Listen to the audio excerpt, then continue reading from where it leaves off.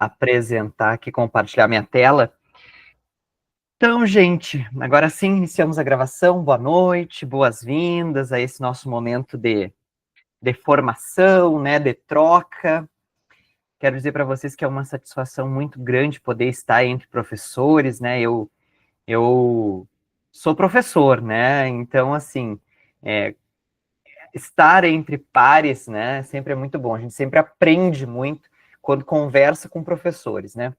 Mesmo neste ambiente virtual, né? Estamos aqui num ambiente virtual. Então, espero que esse nosso tempo hoje seja bem produtivo. Eu vou só fixar aqui a minha tela. Enquanto isso, gente, fazendo uma breve apresentação, né? Eu me chamo Patrick, eu sou professor de língua portuguesa, né? Primeiramente. Então, digo primeiramente porque tenho formação em direito também, né? Mas iniciei a minha carreira como professor de língua portuguesa, isso em 2006. Então, eu dou aula em pré-vestibular, preparatório para concursos.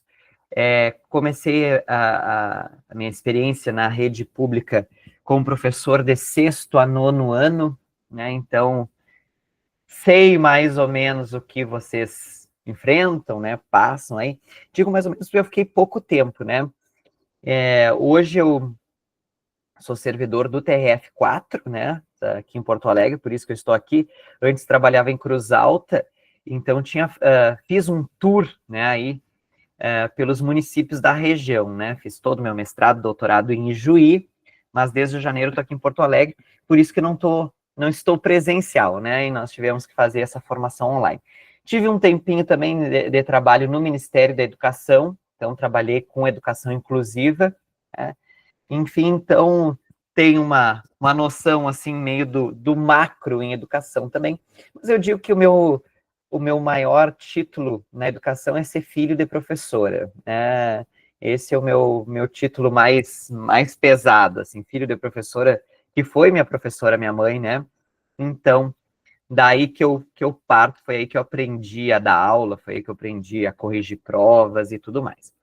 Bom, gente, o nosso objetivo aqui é trabalhar esses padrões, né, de avaliação que o governo nos apresenta, né, para não dizer, muitas vezes, nos impõe, né? Sabemos que é assim, né? Temos que dançar conforme a música, como se diz, temos que, né, seguir esses padrões, e eu particularmente vejo algo positivo nisso tudo, que é justamente falarmos a mesma língua, né? Então, no momento em que há uma padronização, que há critérios, inclusive estava acompanhando uma prova agora de concurso público para professor, e uma das questões sobre a avaliação dizia justamente isso. A avaliação, os critérios de avaliação, eles precisam ser claros, né? Eles precisam ser definidos, eles precisam, enfim, né, ser transparentes, negociados, e não aquela história de prova surpresa, enfim. Então, o que nós tiramos, né, e temos que sempre buscar o lado positivo, né, é que os critérios de avaliação, né, via descritores, são claros, são, né, estão previamente definidos, ninguém pode dizer que chegou de surpresa, né, que foi pego de surpresa. Nós temos alguns parâmetros de questões anteriores, né, e aí essa parte de questões nós vamos trabalhar no segundo encontro, né, nós vamos ter 2 encontros, então hoje já soube da necessidade de vocês, quais são os critérios, né, que os alunos se saíram menos bem, digamos assim, ou, né, não foram tão bem. Então, na segunda aula, a gente vai trabalhar mais essa parte prática. Hoje eu vou tentar trazer muitos exemplos aqui para vocês, mas é mais uma aula mais teórica, né, uma formação mais teórica. Então, além disso, vocês estão trabalhando em municípios que escolheram adotar uma metodologia padrão, né, uma metodologia padrão via uma capacitação, padronizada, né? Então, são muitos municípios, né, inclusive, adotando esse mesmo critério, né? Essa mesma metodologia, melhor dizendo, tá? E aí, gente, assim, eu trouxe essa pirâmide sobre de como nós aprendemos, e ela varia um pouco de autor para autor, né? Edgar Dalley se escreve, foi o primeiro a trazer isso, e sempre os americanos, e sempre gente que não é da educação, né? A melhor parte é essa, né? Que dizem como a gente deve agir sem ser da área, né? Então é que nem vem alguém de fora aqui dizer para vocês como vocês devem se comportar como professores sem ser professor, né? Sem estar na rede. Felizmente, estive na rede, né? Claro que há uns anos atrás era bem menos complexo, né, gente? A cada ano fica mais difícil, temos que reconhecer isso. Mas o que eu quero mostrar para essa pirâmide, dessa pirâmide aqui, é que existe um certo endeusamento, tá, em tecnologias, endeusamento em metodologias que se valem de grandes recursos. E o que a ciência diz é que o básico, bem feito, é o que funciona. Tá? Então, né, toda essa parte de áudio e vídeo, que hoje é tão apelativa, né, não tem uma eficiência de 50%, segundo estudos, né, segundo pesquisas. Então, o que eu quero dizer para vocês é que muitas vezes nós temos assim essa coisa de querer usar tecnologia e nós não temos a tecnologia à nossa disposição, pensando em ambiente da escola, né? Porque né, vamos usar o celular, etc., vamos usar a internet, mas né, os resultados não são os mais eficientes. Tá? Então, quando eu vi o professor Tongo, né, fazendo ali uns experimentos manuais mesmo, tipo, não lembro bem se era uma tábua com os preguinhos, né? Enfim, me chamou a atenção, porque justamente também no ensino da língua portuguesa, né, nós temos que encontrar caminhos em que consigamos fazer com que os nossos alunos deem uma sentada na poeira, né?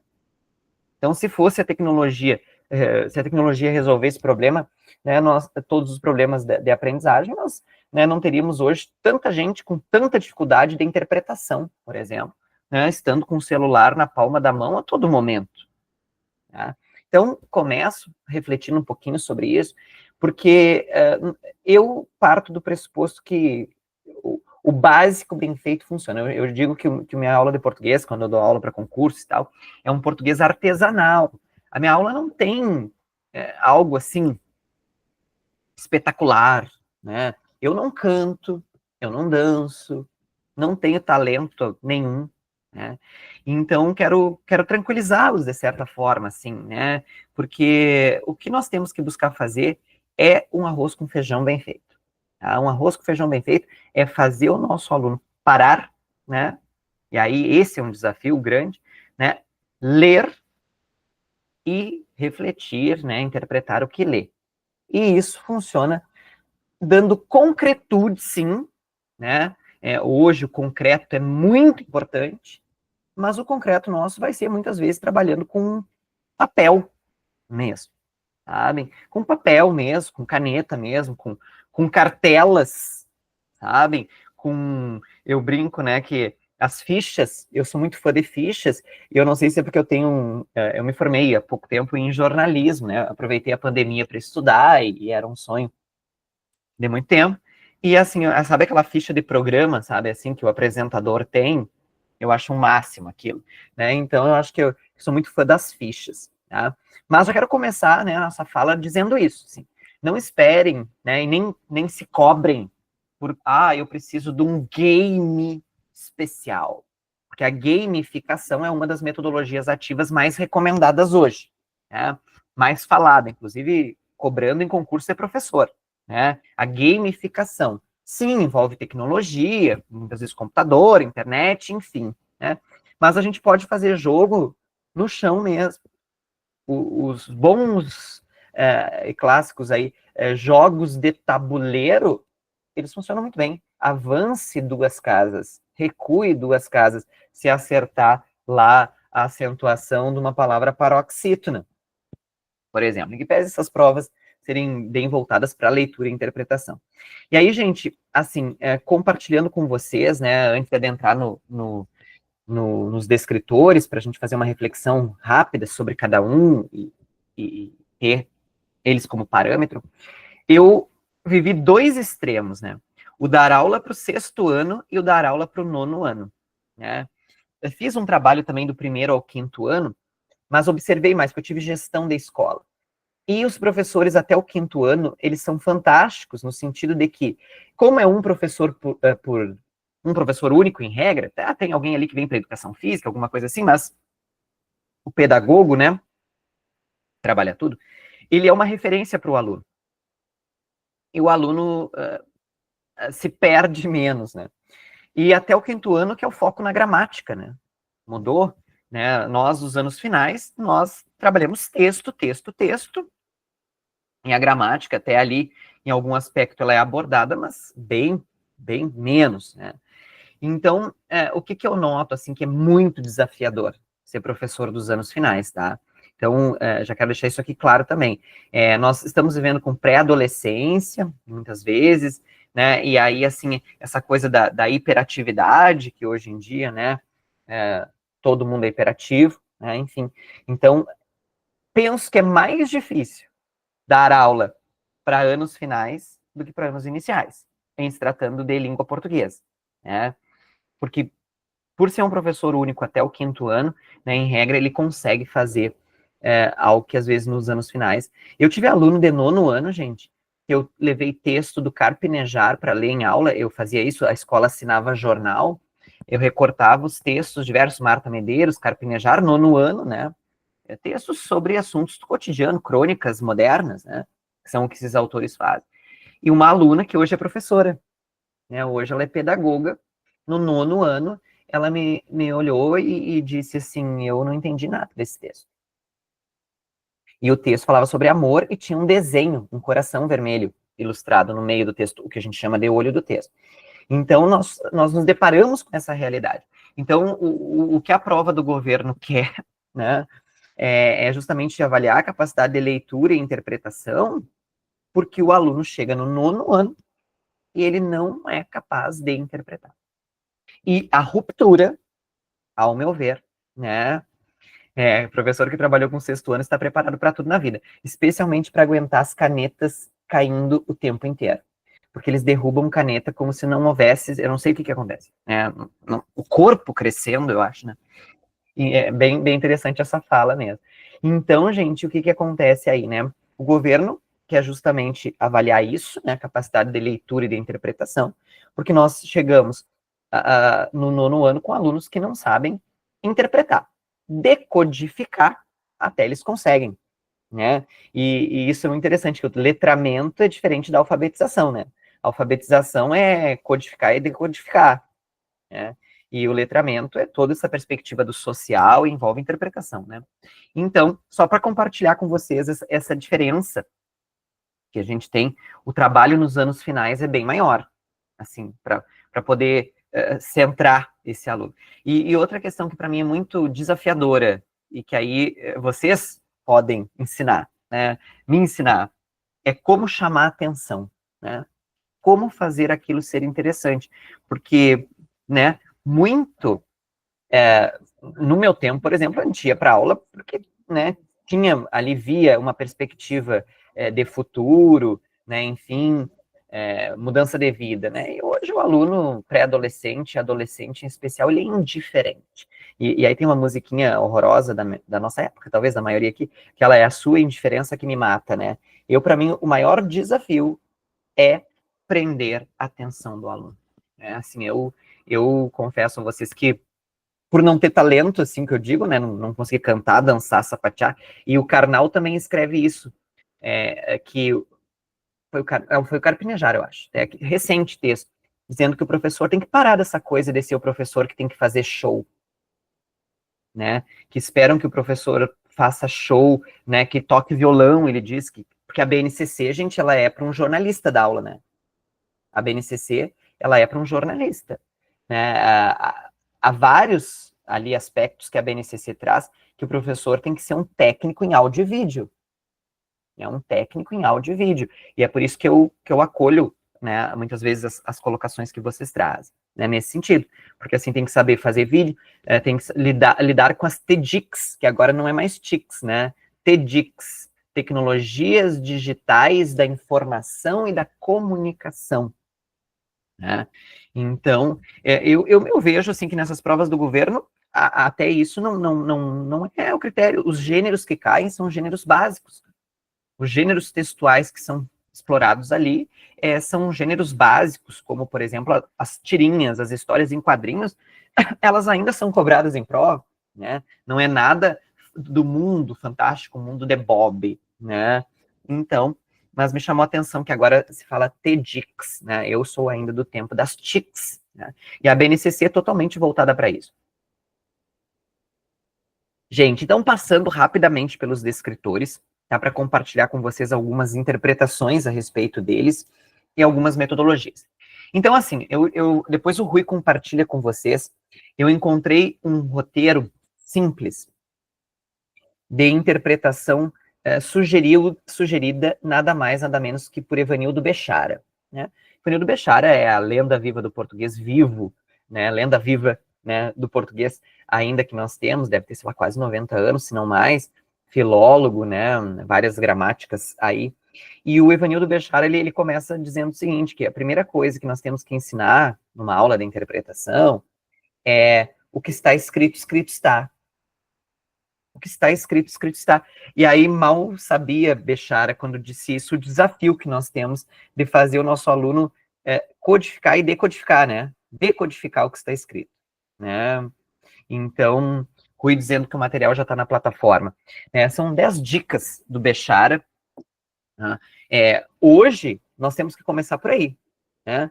Localizar, ter paciência para localizar no texto aquilo que está simplesmente dito, né, o explícito, para que depois nós possamos partir para as inferências, para o depreender, que já não é o que está escrito, mas é o que o texto permite. Né? E aí, vejam, os descritores vão falar em inferir sentido de palavras e inferir informações. Aqui chega a ser redundante, tá, gente? Porque inferir já é algo implícito. Já é algo que não está escrito. Se é uma inferência, não é algo explícito. Então, inferir um implícito é a mesma coisa que eu dizer subir para cima. Tá? E aí, gente, nós temos um desafio aqui, tá? Partindo do que está escrito, inferir aquilo que não está escrito, mas que o texto permite concluir, versus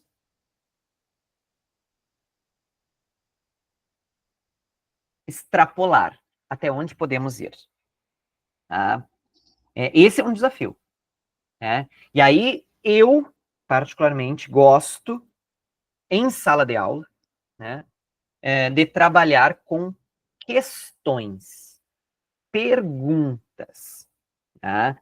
Perguntas. E estudos mostram, né, gente, que o questionamento aciona o cérebro de forma mais incisiva, provoca mais. Então, o que acontece, né? Vocês precisam ser os condutores das inferências. Primeiro do que está escrito e depois do que é possível concluir. Vocês precisam ser os condutores. E como que vocês vão ser os condutores disso? Por meio das questões, dos próprios exercícios que vocês vão ter. Às vezes via um livro, né, didático, que é utilizado via esses simulados que são disponíveis para vocês trabalharem com os alunos depois, corrigir, né, isso é importante também. Né? Eu digo para os meus alunos adultos que nós temos que nos deixar levar pelas perguntas. Em se tratando de aluno de nono ano, sexto a nono ano, nós temos que tornar essas perguntas incisivas, sabem?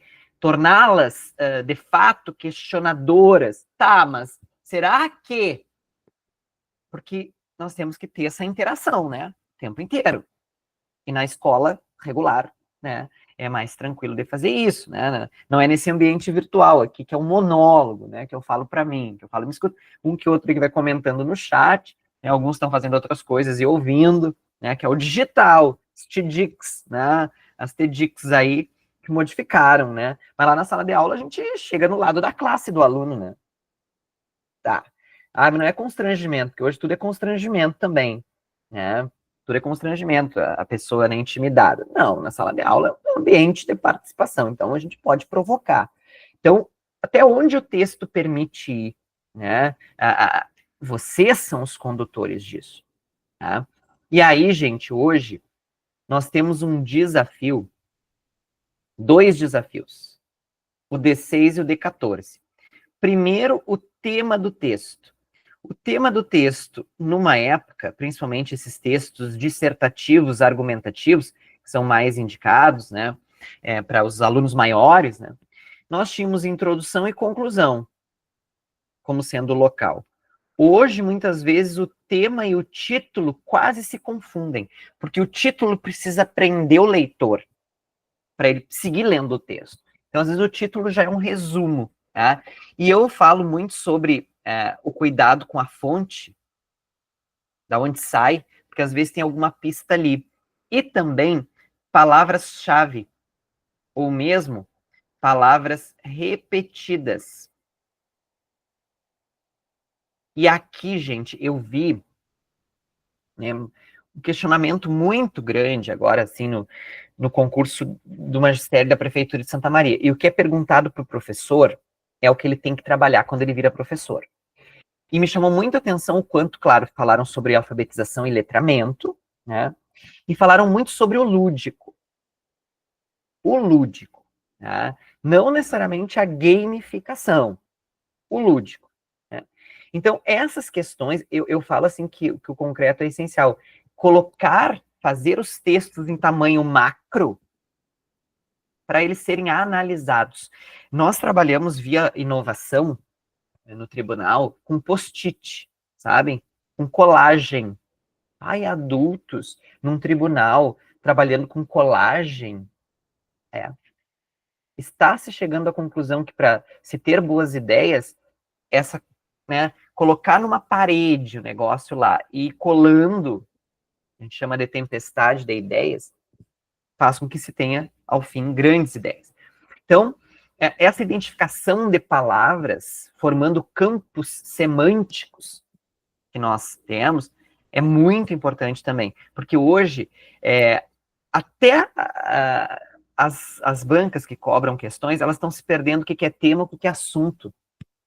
Estão chamando o tema de assunto principal. Olha, eu aprendi que tema era uma coisa e assunto era outra.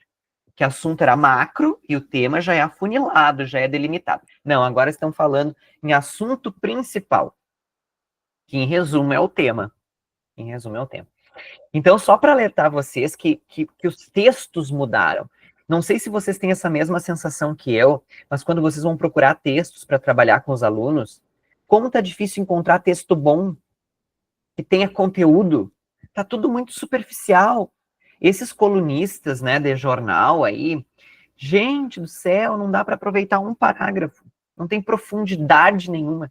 É um recorte e cola de milhões de ideias e a gente não consegue afunilar naquilo que é o mais importante. O que é o tema, afinal? Então, entendo, né, que esse básico de identificar o tema, né, tem que ter estratégia. Tem que ter estratégia. E aí, algo que eu queria falar também, que é um escritor bem bom e bem perigoso, é o 14. Fato de opinião. Aqui, gente, eu sugiro especialmente a busca por textos locais e polêmicos. Locais e polêmicos. Tá? Os locais, eles vão envolver muito, né, essa noção das paixões, assim, também, né?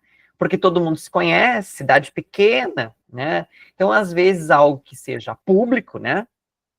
Faz com que vocês possam provocar essas emoções nos alunos e mostrar, ó, isso é um fato, isso é a tua opinião, e essa é a opinião do autor, né? Que esse é um ponto, certo? Então, o que acontece? Agora é ano eleitoral, né? É um problema. Eu falo que desde que separaram o Rio Grande do Sul em Inter e Grêmio, né?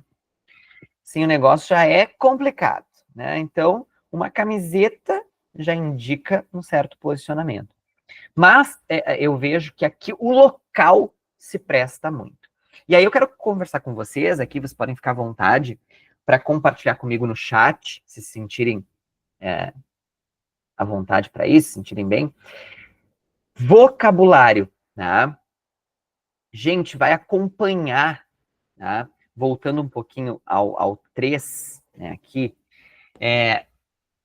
vai acompanhar esses alunos o resto da vida em que eles forem fazer provas de avaliação.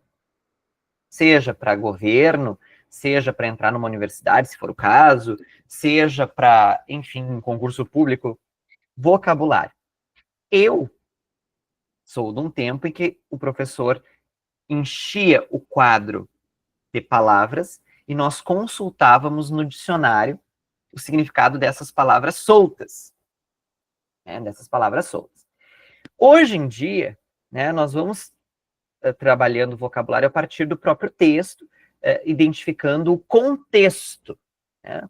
Então, essa palavra nesse contexto significa tal coisa. Mas aí eu pergunto, tá, de vocês, para vocês aqui compartilharem comigo, pode ser no chat mesmo, vocês ainda fazem essa busca do dicionário, de trazer o dicionário, deixar o dicionário do lado da classe quando está lendo um texto, ou vocês trabalham com esses textos prontos, assim, né, que às vezes já vem com o vocabulário embaixo ali, com as palavras difíceis, né? Se faz uso do dicionário em sala de aula, quem aqui, né, tem como quase obrigação. Eu, gente, o meu tá sempre aqui do meu lado. Eu nunca vou para uma aula, seja ela qual for, sem um dicionário do lado. Como que está o uso do dicionário, gente? Tem à disposição, né? Vocês têm à disposição? Ou alguém aqui usa dicionário via aplicativo do celular, tá? Deixa, de alguma maneira, utilizar via aplicativo, tá? Porque, assim, como disse, isso vai seguir para sempre. Nós temos que fazer com que o nosso aluno, primeiro, leia. Alfabetização. Vamos pressupor que, né, vamos ter que fazer aparar arestas no 9º ano, porque, né, vem ali muitas vezes, inclusive, problemas de ortografia, né? S, Z, C, C, cedilha. Mas a questão de vocabulário, como que vocês trabalham isso? Tá? Tem textos, hoje eu digo para os meus alunos adultos, né, a gente lê, eu sou fã, por exemplo, né, lá de Marta Medeiros, né, mas um texto da Marta Medeiros, ele não acrescenta grandes vocabulários, né? Então, o significado de uma palavra, o que ela quer dizer, e aqui tem uma outra questão que aparece em prova, nessas provas, né? Muitas vezes o sentido de uma palavra, que é uma conjunção. Então, conjunções, são poucos os conteúdos de gramática que nós temos que assim, nos deter em termos de anos finais, né, no ano. Mas, tá, me parece que conjunções, o sentido das conjunções, tá, e daqui a pouco a gente vai falar sobre os pronomes relativos. Mas, inclusive aqui, por questão de próprio vocabulário, as conjunções são fundamentais. Tá? E aí eu vou dizer que vale a ficha, tá, gente? Vale a ficha. Se hoje desse aula presencial, eu iria ter cartelas das conjunções. E eu falei para os professores do 6º ano, né, do 5º ano, 4º ano, melhor dizendo, que eu deixaria esse material, sabe, numa espécie de um porta-sapatos atrás da porta. Criaria um laboratório de português. que as escolas têm laboratório de ciências, tem laboratório de informática, algumas, né? Não são todas. Mas o laboratório de português não tem. O laboratório de português é a biblioteca, tem livro para ler. Nós podemos trabalhar o lúdico, o português, né? Nós podemos trabalhar as fichas e as cartelas, tá? Porque conjunção, assim, não sabe, tem que consultar. Tem que saber onde procurar, pelo menos. Porque vai acompanhar a vida inteira também, tá? Então, questão de vocabulário, né? Me parece que além do uso do dicionário clássico, né, as conjunções são importantes. Eu vou colocar aqui para vocês, não sei se utilizam, mas um aplicativo que eu considero muito importante hoje, enquanto não sai oficialmente o dicionário da Academia Brasileira de Letras, é o VOLP, tá? O VOLP, Vocabulário Ortográfico da Língua Portuguesa. O VOLP, gente, trabalha só a grafia correta. Aquela grafia que é considerada pela Academia Brasileira de Letras. A última notícia que eu tive foi que a academia estaria pensando num dicionário, né? Estaria organizando. Online, eu acho que até tem no site, né? Mas não aplicativo. E o VoLP tem como aplicativo. Eu perguntei sobre o celular, né? Porque, assim, tem lugares que é expressamente proibido, né? E tem situações em que a gente não tem controle, né? Então, eu daria o time, né? Se a escola, se os alunos, claro, têm celular, né? Para utilizar o aplicativo. Assim, vamos consultar no aplicativo neste momento. Claro, isso aqui que todo mundo tem que ter, aquela história toda, que cada um tem a sua realidade. Mas eu vejo a proibição, assim, do celular com uma certa ressalva, assim. Vejo que tem escolas que adotam, que não pode nem no intervalo, ou só no intervalo, mas às vezes eu sou da política assim, não tem como vencer o inimigo, melhor se unir a ele, né? Às vezes é preciso, né, fazer essa política. Aí, gente, assim, os descritores, eles nos deixam claro que o trabalho é a partir dos gêneros textuais. Nós temos que trabalhar estratégias de leitura a partir dos diversos gêneros textuais. Tá? E ainda os clássicos estão valendo. Tirinhas, charges, quadrinhos. As provas do governo me chamam a atenção por trazer bastante propaganda, né? E aí elas vêm com o verbal e o não verbal. O verbal e o não verbal. Né? Então, o que as imagens querem dizer? Né? E aí, algo que eu tenho falado muito para professor, porque talvez vocês sejam da mesma criação, né, que eu, no sentido de que os textos, o jornalismo, principalmente, é neutro, já que a BNCC quer um professor jornalista, né? Não existe neutralidade em lugar nenhum, gente. Sempre que vocês pensarem em neutralidade, vocês deem uma averiguada quem são os donos dos jornais e das rádios nas cidades. Quem são os donos dos jornais e das rádios? O mesmo dono tem duas, três emissoras de rádio. O mesmo dono da rádio é o dono do jornal impresso, que ainda em algumas cidades tem. Então, que neutralidade é essa? Né? Todo texto é escrito com algum objetivo, toda fala tem algum objetivo.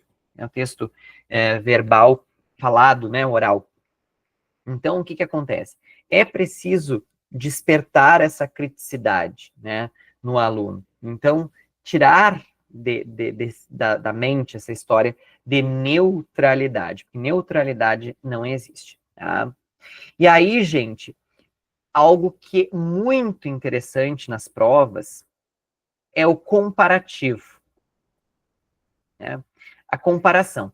O tema é o mesmo, mas como que a charge aborda aquele tema, como que o artigo de opinião aborda aquele mesmo tema, como que os gêneros digitais. Eu fiz uma prova, talvez alguns de vocês já tenham feito, para o Magistério do Estado ano passado, e me chamou a atenção que para professor de português eles trouxeram os filmes, cinema, como gênero. Teve uma questão que tratou sobre isso. O livro e o filme. Muito comum nós termos, né? Essa transformação, essa adaptação. E eles trabalharam os filmes mais, se não me engano, era mais na linha dos curta-metragem, como gênero de texto, né? Então fica aí essa possibilidade. Ler o livro antes de assistir ao filme, né? Tem toda essa história, né? Enfim, e as provas fazem isso. Elas pegam tema comum e abordam a partir de diferentes gêneros, fazem comparações. E tem me chamado a atenção que eu vejo algumas bancas de concursos fazerem isso também. O mesmo tema, mas está no formato de charge, está no formato de artigo de opinião. Inclusive fizeram isso uma vez numa prova que foi envolvendo a polêmica dos dicionários. Olhem que interessante. O OAS foi cassado num estado aí, numa cidade do Brasil, por ordem do Poder Judiciário, porque ele trazia para a palavra, como sinônima da palavra cigano, falcatrua. E aí se discutiu, né, toda essa polêmica, né, se isso estaria sendo preconceituoso, discriminava, né, e aí, enfim, a Lia Luft escreveu um texto, e nesse texto a Lia Luft tinha um desenho, uma ilustração, defendendo o dicionário. O dicionário tem que trazer os sentidos que as palavras ganham na vida, no social. Por exemplo, a palavra discriminação, gente, ela não era uma palavra pejorativa. Discriminar, originalmente, significava distinguir, diferenciar. E a sociedade é que, né, encheu de sentido pejorativo para discriminar, né? Então, ali, esse desenho do texto da Lia Luft foi explorado, né? Só que a visão dela era diferente do autor do primeiro texto. Esse autor, ele era a favor do que foi feito, tirar o dicionário de circulação. Ela não, ela era contra. Então, o mesmo tema, abordagens diferentes, né? Sentidos, opiniões, melhor dizendo, diferentes. Então, isso está aqui neste descritor, e eu considero bem interessante de trabalhar, e as provas mostram isso. E as vozes, né? As vozes. Eu falo para os meus alunos que quando um texto é cheio de vozes, ou seja, a opinião do Pedro, a opinião do Paulo, o especialista João, a especialista Maria, que tem que desenhar. Bonequinho, nem que seja. Com o balãozinho, quase ali. Tá? O que fulana diz? O que Beltrano diz? O que ciclano diz? Chega uma hora, gente, que nós nos perdemos nessas várias vozes. E aí, um conteúdo que eu coloquei aqui até para ser trabalhado são os tipos de discurso, né? Discurso direto, discurso indireto.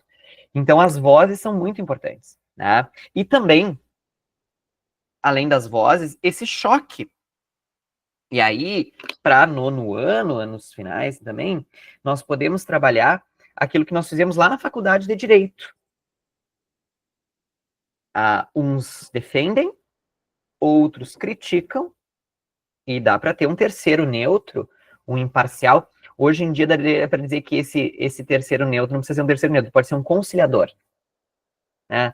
Há quem defenda, há quem critique, e esse cara do meio não é um juiz que julga. Não precisamos de juiz para julgar. Vamos tentar fazer com que haja um acordo. Né? Quem pode ceder um pouco? Né? O que é primordial? Então, vou dar um exemplo para vocês. Eu sei que a história do Brasil é trabalhada, né? Eu estou hoje trabalhando no tribunal com processos envolvendo anistia política. Pessoas que foram reconhecidas como anistiados, né? E aí se discute a indenização, em danos morais, materiais, e muitas vezes estão vindo os filhos, né? Porque o pai era o anistiado, já faleceu e tal. Gente, assim, como é importante ouvir a história, né? E o Estado reconhece que errou, né? Reconhece que torturou e está se propondo a pagar. Claro, não vai recuperar o trauma, mas, enfim, é um tema em que está havendo conciliação. Dentre tantos outros, ambientais, eu tenho apostado muito as minhas fichas em ambiental, e não é só por causa da tragédia no Rio Grande do Sul, mas é claro que tem muito a ver.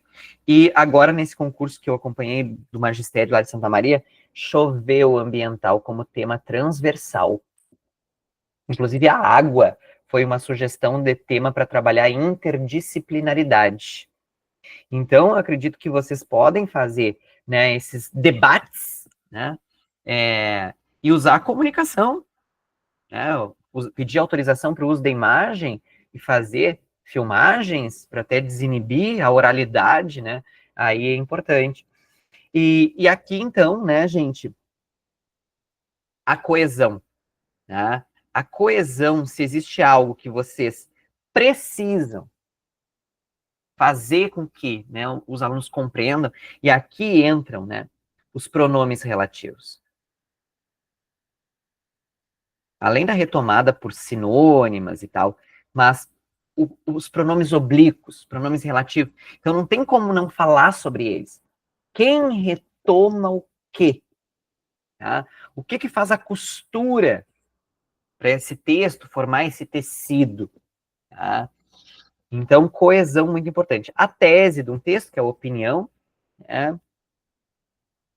Argumentos, que são as provas, eu digo que é o raio-x, as estratégias, e a vantagem, né, aqui é a produção textual, né? Uma coisa é o que o autor do texto opina, agora, e os argumentos que ele usa, tá? Mas tu vai escrever um texto em que tu opina. Gente, eu no meu estágio com nono ano, eu trabalhei carta do leitor. O gênero que eu trabalhei com os meus alunos foi carta do leitor. Partimos primeiro da leitura e interpretação de cartas do leitor, depois fizemos a produção da carta do leitor, e coletiva, fizemos coletivamente, e depois mandamos para o jornal local da cidade para publicar. Na época, a carta do leitor estava em alta, era um gênero que lá nos anos 2000 e pouquinho, né, era um gênero que estava surgindo ali, né, era novo, enfim. Então, a produção do texto para identificar estratégias de argumento, né, é interessante aqui também, né? Além disso, né, gente, o principal do secundário, o conflito gerador do enredo, aqui na narrativa, né, a pergunta que ela, e agora, né, José, causa e consequência, gente, eu tenho trabalhado uma fórmula, quase que matemática. Fazer aplicar aqui, ó, em razão de, deixo o espaço aqui, consequentemente, aqui. Tá, não precisamos trabalhar x e y para deixar o buraco, né? Em razão de, aconteceu tal coisa. Tá? Eu ensino para adultos isso, porque causa e consequência sempre pergunta de questão, né? O que leva o quê? Qual foi o fato que gerou tal coisa?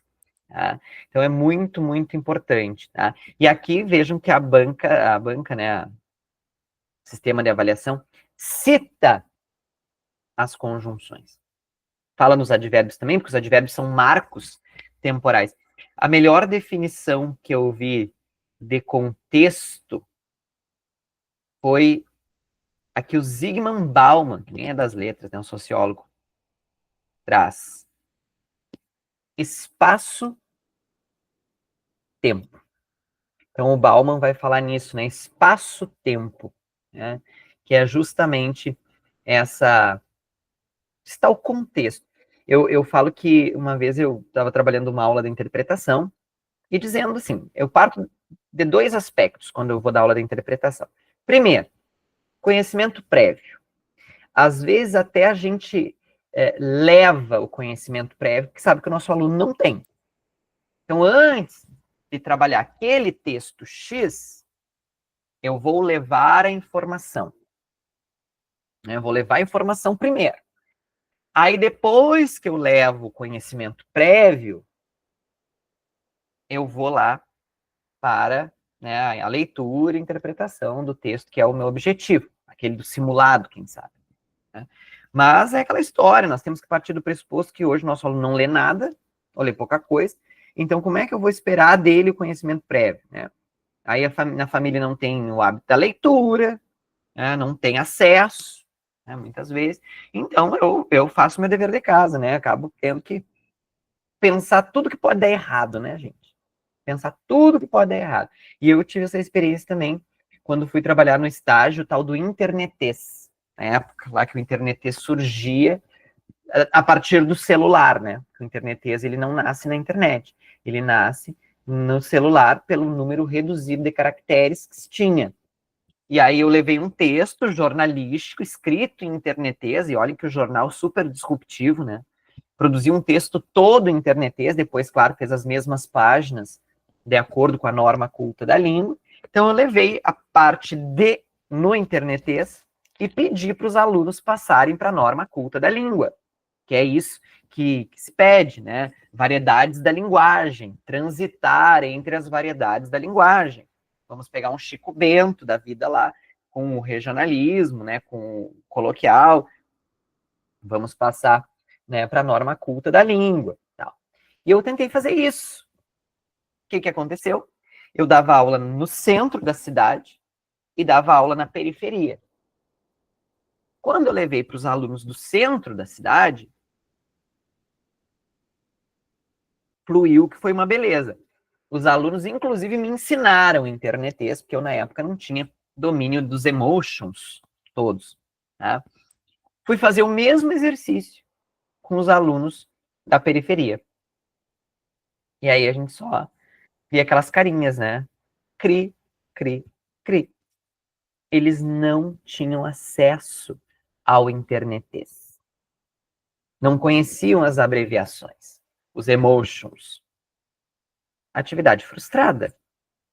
Mas vocês veem, numa mesma cidade, com diferença de, né, localização geográfica, numa turma funcionou, na outra não. Tá? Então, gente, quando eu falo de interpretação, além dessa máxima, né, o que está escrito, escrito está, se alguém me ataca hoje na rua e diz, me ensina a dar aula de interpretação. Primeira coisa, conhecimento prévio e a noção do que é contexto. O que é contexto? As marcas temporais, as marcas geográficas são fundamentais. Numa charge, e eu trago um exemplo bem polêmico de charge aqui, e vocês são professores, acredito, de português, podem ver comigo isso, né? Porque a charge é um gênero ótimo de trabalhar, mas a charge tem alguns aspectos muito peculiares. Primeiro, é um texto opinativo. O chargista opina ali. Segundo, é um gênero que tem um espaço e um tempo bem demarcado. E esse tempo, às vezes, passa rápido e a charge vence muito rápido. Né? Então, né, são aspectos que, para mim, assim, né, são imprescindíveis numa interpretação. E aí, gente, temos aqui algo que eu hoje fico bem preocupado. Ironia. E aí entram os sinais de pontuação. Uso das aspas para marcar ironia. Não tem mais. Os autores não estão usando. Então, muitas vezes, a ironia nas tirinhas está naquele diálogo. E aí entra a oralidade, né? Fazer a representação disso, esse tom de voz que marca a ironia. E eu falo que nós não podemos esquecer da oralidade, né, gente? Nós, especialmente se tratando de ensino fundamental. Vejam que os alunos do segundo ano estão tendo lá que fazer aquela leitura gravada, né? Não lembro se é o segundo ano ou o primeiro ano. Tem que gravar e mandar, né, a gravação para ver se o aluno está apto na leitura. Então, imagina a criança lá tendo que se preparar com uma gravação. Né? E aí o aluno do nono ano tem vergonha, é tímido. Eu, quando fui aluno de colégio, quinta série, a professora de português fez uma tarefa que eu fiz com meus alunos quando eu virei professor. Banca de jurados. Um aluno lê em voz alta e um colega e o professor são jurados. Ai, vai traumatizar o aluno. Todo mundo vai passar por isso. Todo mundo vai estar ali. Todo mundo vai ser leitor e todo mundo vai ser banca em um dado momento. Então, a ironia na voz é tranquila. E cai em tirinhas, cobrando a ironia. Então, ali tem que buscar elementos. Né? A Marta Medeiros é que diz que no texto escrito a gente tem que aprender a piscar com o verbo, seduzir com a vírgula, tal. Né?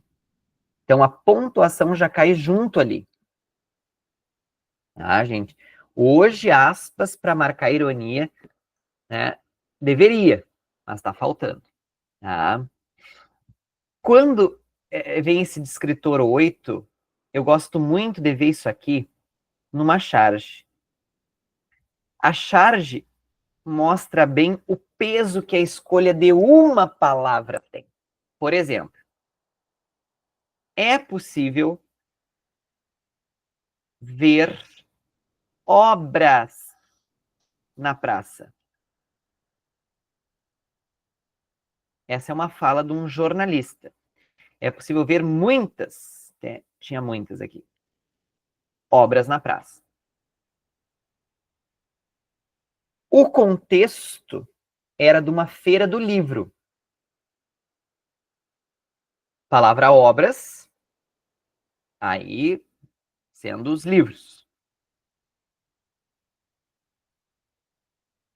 Ocorre que Santa Maria, isso foi uma charge, atrasou uma obra da praça onde acontecia a feira do livro. Então, a charge, gente, ela era uma crítica ao atraso da obra, da construção. Tá? E o foco, né, não eram os livros.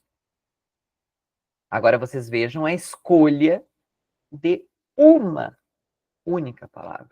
Então, me parece que o melhor gênero para mostrar o poder de uma palavra é o gênero charge. É o gênero charge. Então, na língua portuguesa, nós temos, né, a polissemia,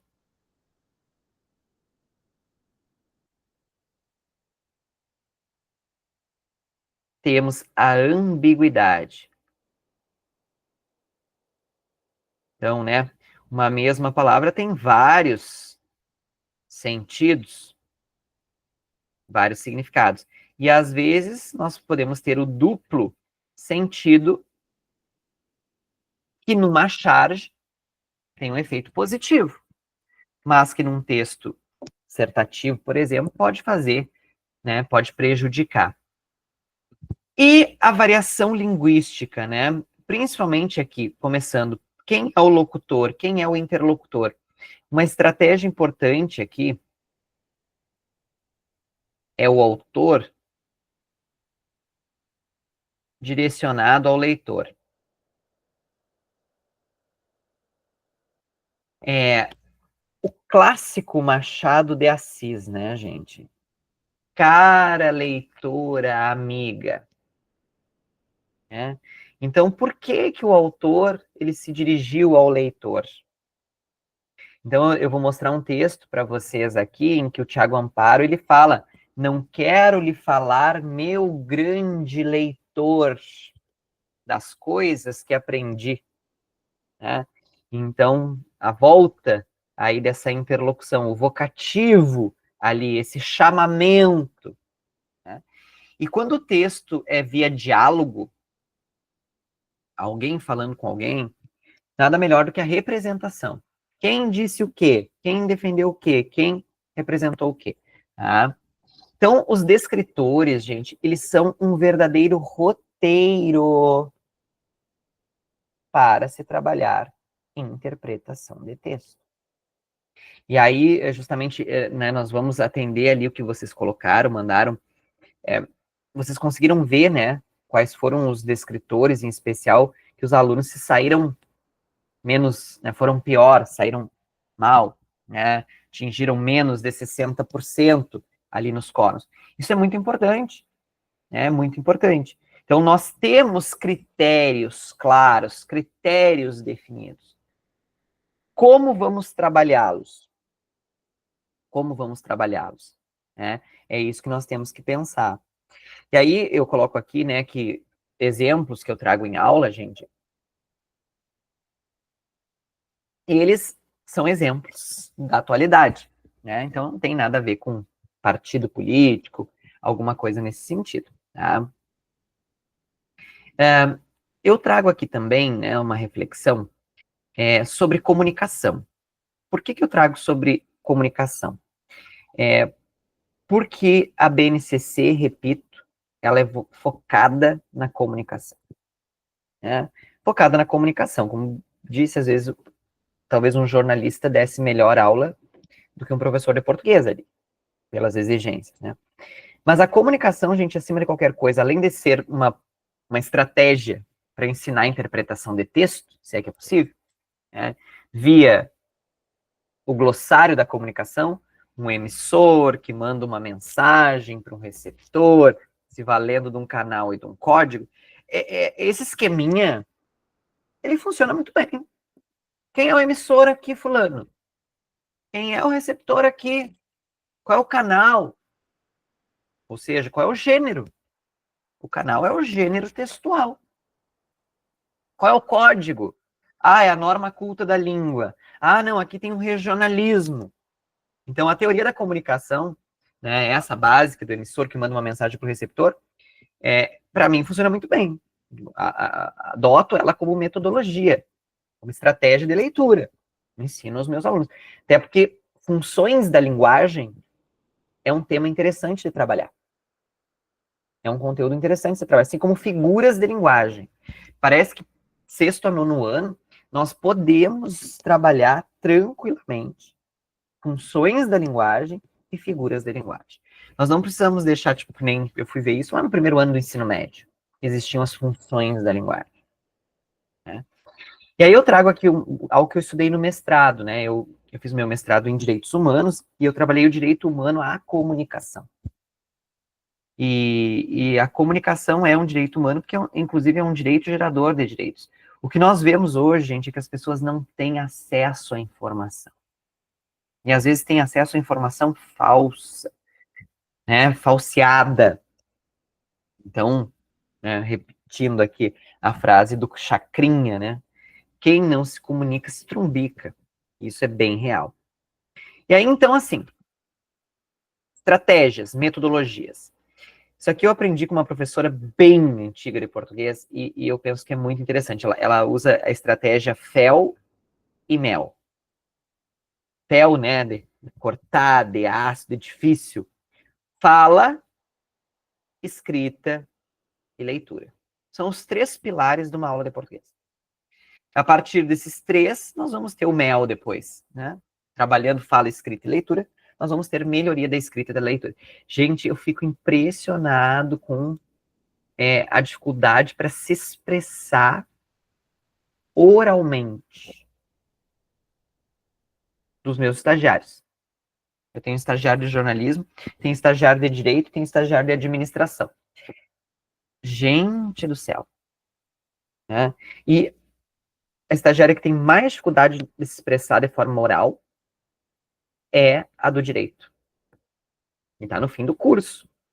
Então, eu fiz com os meus alunos de nono ano prova oral. Como fiz? Fazia o seguinte, eles queriam ver filme, queriam assistir filme, né, a história do filme, me pediam. E é um gênero, eu levava para o filme, né, a aula do filme lá e tal, LDB manda produção de filmes, apresentação de filmes nacionais.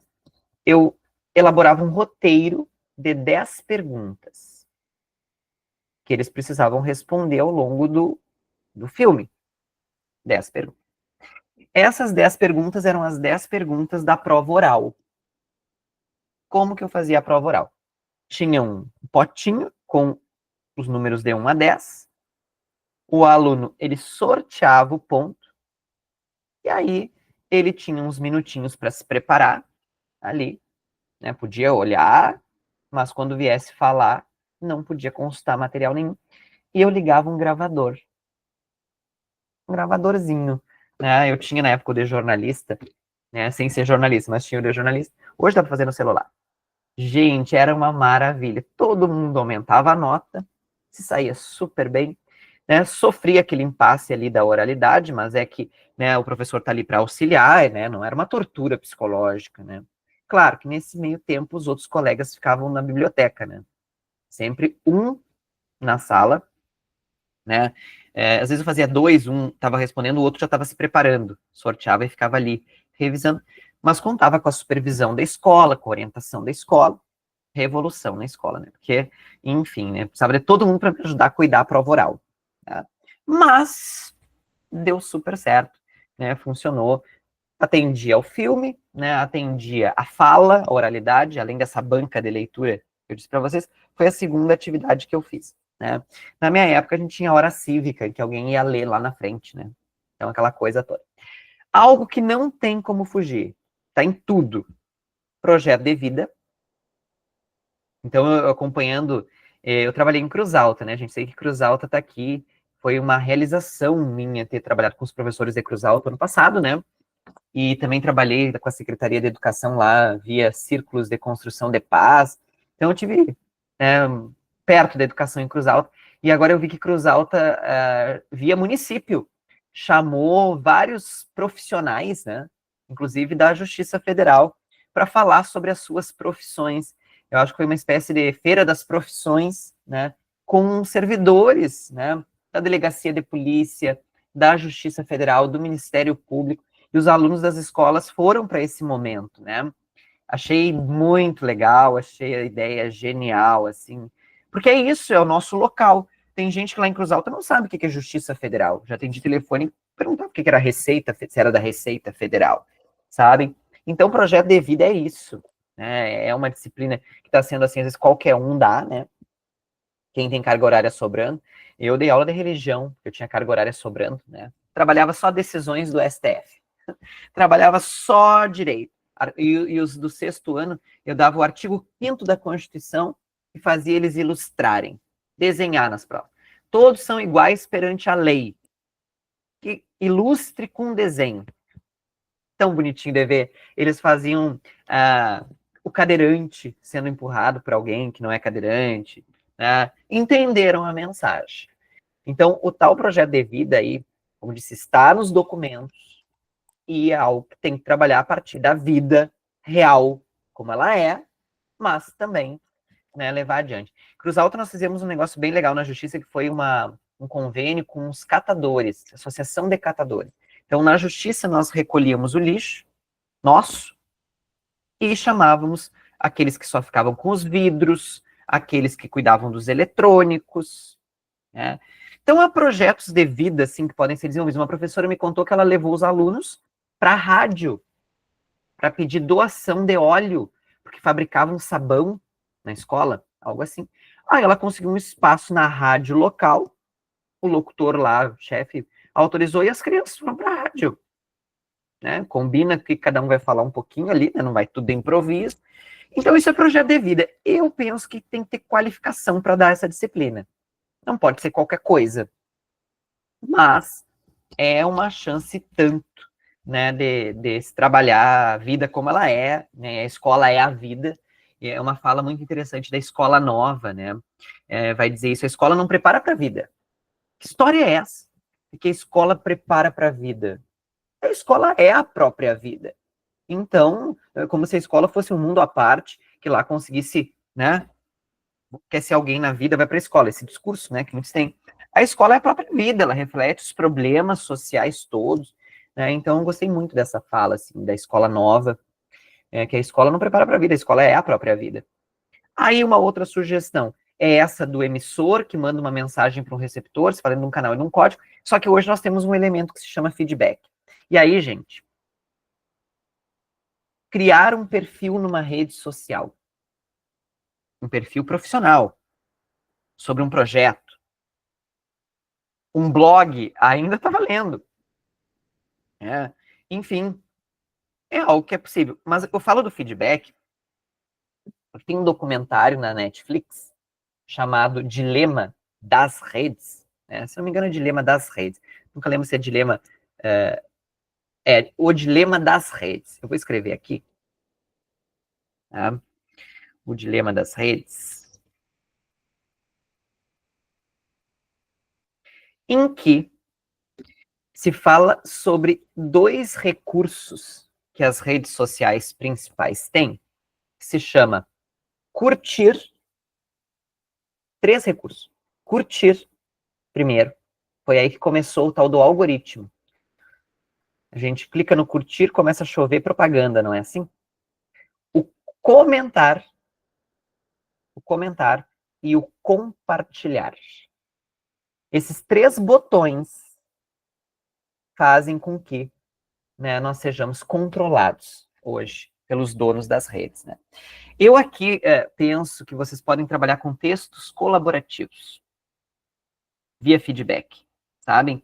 O comentar como um recurso de acréscimo da informação, né? Então, esse comentário pode ser diferente, não precisa ser via digital. Vocês talvez fizeram formação em EAD na licenciatura. Não tem sempre uma tarefa que é comentar a opinião do colega, comentar o comentário do colega? Sempre tem. Eu fiz 2 formações agora em conciliação. Vale ponto. Emitir a tua opinião e comentar 2 opiniões dos colegas. 2 posts lá dos colegas. Então, o feedback é esse leitor ativo, é esse leitor vivo, que não é o leitor passivo lá de antigamente. Então, atualizamos. Parece que tem mais um documentário, gente, que saiu na Netflix recente, falando sobre redes. Eu não lembro o nome dele, mas tem um novo, mais recente ainda.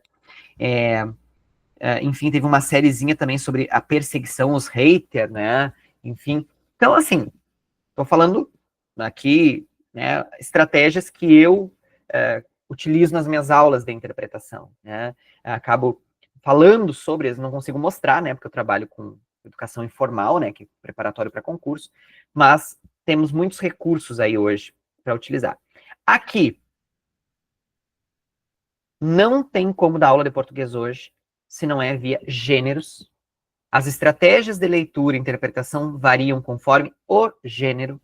As provas do governo são tomadas dos mais diversos gêneros, inclusive os clássicos, inclusive os modernos. Né? Vale os internéticos, vale os filmes. Tá? Então, uma aula de português... Ó, gente, hoje nós vamos trabalhar a leitura e interpretação do gênero X. Gente, eu sou consumidor de livros. Eu vi que tem, assim, ó, livros clássicos no formato de histórias em quadrinhos. Séries da Netflix, atuais, né, transformadas em histórias em quadrinhos. Daí eu ouvi muito dos professores, nós não temos dinheiro para comprar. Nós não temos nem direito à fotocópia, a Xerox. Ouvi, eu estive presencial ano passado. Gente, vamos trabalhar com o que nós conseguimos. Tá? Eu aqui parto de uma realidade, né? Enfim, que é possível fazer uma impressão, que é possível fazer um xerox. Se não dá para comprar o livro, dá para pegar na internet, baixar umas páginas, tal. Né? Eu trabalhei Armandinho na minha tese de doutorado. Armandinho foi epígrafe. E o Armandinho é fantástico, mas parte do pressuposto que se possa ter, né, as tirinhas. Tá? Então, assim, ouvi muito ano passado reclamação nesse sentido, né? Mas ainda nós, né, todo mundo com tablet. Eu fiquei sabendo aí que também tem essa coisa, né? Vocês têm, parece que tablet por aluno em algum lugar, né? Foi distribuído aí, ou essa coisa toda, né? Se dá para olhar no tablet, vamos trabalhar com o tablet, né? Então, gêneros diversos, variedade de gêneros, e traçar estratégias de leitura e interpretação conforme o gênero. Não é a leitura de uma charge, não é igual de uma tira, não é igual de uma propaganda. Tá? E os textos narrativos, né? As crianças adoram os textos narrativos, e os pré-adolescentes, adolescentes também. Como gostam de uma história, né? Gente do céu, eu resolvi voltar a ler Clarice Lispector, né? Não aguentei. Que demora para chegar ao fim aquela história, muita enrolação, né? Mas temos aí as crônicas modernas, gente, elas não são narrativas, hein? As crônicas modernas são dissertativas. A crônica clássica, ela é narrativa, é historinha, mas a crônica moderna é opinativa, mudou. Variedades da linguagem, e eu faço uma crítica aqui, porque eu penso que a escola tem que focar na norma culta da língua, mas ela pode e deve, é obrigada, a falar sobre as variedades. Só que eu penso que tem que ter um equilíbrio, né? Porque me parece que o que se quer é que a escola trabalhe só as variedades, que não a norma culta. E a norma culta que é bom, né? Que a norma culta não vai ser ensinada na comunidade. O regionalismo vai ser ensinado na comunidade. Vocês entendem? Então, eu faço uma crítica ao Enem, né? O Enem, assim, ele trabalha muita variedade da linguagem, e a norma culta, que é bom, às vezes deixa a desejar.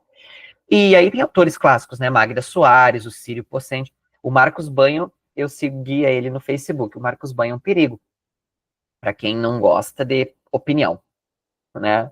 Mas ele tem aquela gramática do português brasileiro, né? Eu comprei essa gramática, gente, em que ele reescreve a gramática de acordo com a língua falada. Assim, o assistir é transitivo direto. O povo fala assistir o filme, e não assistir ao filme. Então, o Pocente, na gramática do português brasileiro dizido, né, do bem dizido, vai dizer isso. Né? É assim, ora VTI, transitivo indireto. Não. Tá? E, assim, a título de fecho dessas sugestões, eu entendo que tem que trabalhar com o concreto, tá? O construtivismo, né? Assim, essa coisa do pegar. Gente, nem que seja no digital, né? Mas assim, eu não consigo, sabe, ver uma aula hoje na rede básica sem se fazer o tocar, o sentir, o visualizar, e aí entra a inclusão, né? Visualizar no formato, né, que atenda a todos. Não tem como. Eu disse, né, na outra turma e repito para vocês, eu seria defendendo a ideia de fazer um texto coletivo.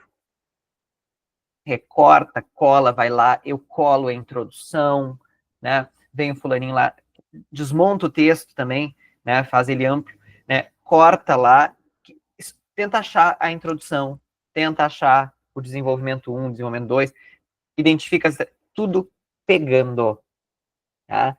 Pegando, tá? Vale ficha, vale o jogo de tabuleiro no chão da sala de aula. Quem é o autor do texto? Fulano, acertou, pule 2 casas. Sabem? Estou trabalhando com essa política. Eu vi na internet, e aí vocês não precisam comprar, mas se inspirar. Jogos de língua portuguesa. Ensinam a fazer, gente, roleta, né? Assim, girando ali, cai na pergunta. Qual é o porquê que preenche tal coisa? Sabem? Então, assim, não tem como. E vale, claro, o digital, repito, né? Mas é comprovado, né, que não é 50%, tá? Todo o áudio e vídeo não garante aprendizagem, tá? Não garante aprendizagem. Bom, e aí, gente, aqui, tá? As chamadas metodologias ativas. Nem todas envolvem o digital.